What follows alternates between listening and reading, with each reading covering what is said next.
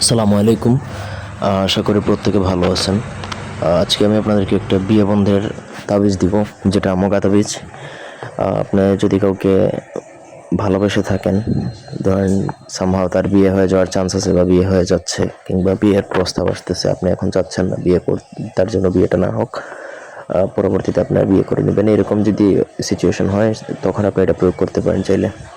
এতে তার বিয়ে বন্ধ করে রাখতে পারবেন, এবং এটা মেয়াদ দিয়ে বন্ধ করা যায়, মানে নিচে নকশার নিচে যে মেয়াদটা থাকবে সেই মেয়াদ অনুযায়ী বন্ধ থাকবে।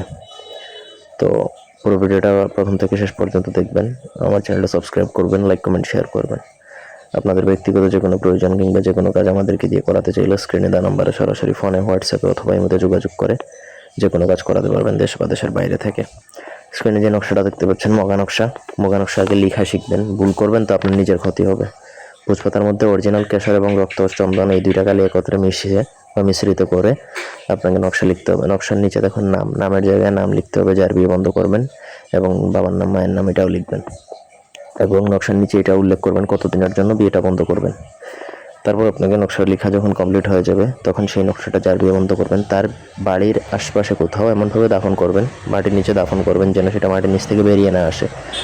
অনেক সময় দেখা যায় যে তাবিজ দাফন করার পর সেটা মাটির নিচ থেকে বেরিয়ে আসলে কিন্তু আপনার কাজ হবে না আর।